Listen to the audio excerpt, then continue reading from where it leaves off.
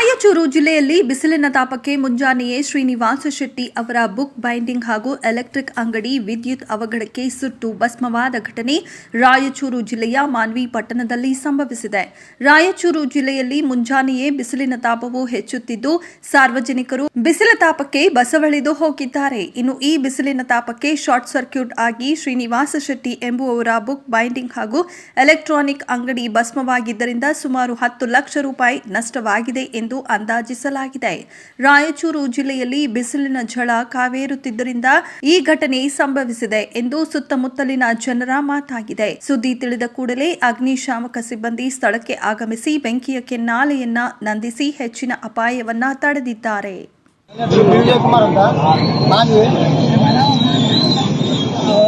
ಒಂದು 10-15 ರೂಪಾಯಿ ಲಕ್ಷ ಮಾಲ್ ಐತೆ. ಅವು ಬರೀ ಕ್ಯಾಸೆಟ್ಗಳೇ ಒಂದು 5 ಲಕ್ಷ ರೂಪಾಯಿ ಕ್ಯಾಸೆಟ್ಗಳು. ಅವು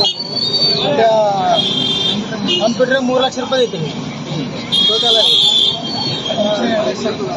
ಮೊನ್ನೆ ಒಂದು 50,000 ರೂಪಾಯಿ ರೊಕ್ಕ ತರಿಸಿ 50,000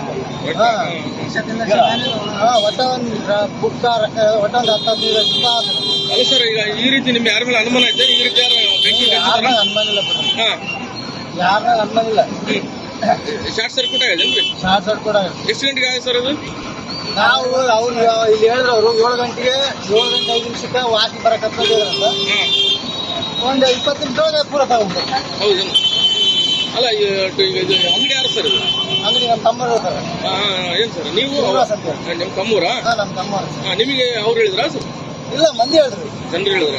ಜನರು ಹೇಳಿದ್ರು. ನಾವು ಮನೆಗೆ ಮತ್ತೆ ಅಂತ ಹೇಳಿದ್ರು, ನಾವು ಓಡಿ ಬಂದ್ವಿ. ಈಗ ನೀವು ಅಂದ್ರೆ ಒಟ್ಟೆ ಶಾರ್ಟ್ ಸರ್ಕ್ಯೂಟ್ ಹಾಕೋಲ್ಲ ಈ ರೀತಿ ಇದಾಗಿದೆ. ಹೌದು, ಯಾರ ಮೇಲೆ ಯಾರ ಮೇಲೆ ಏನಿಲ್ಲ.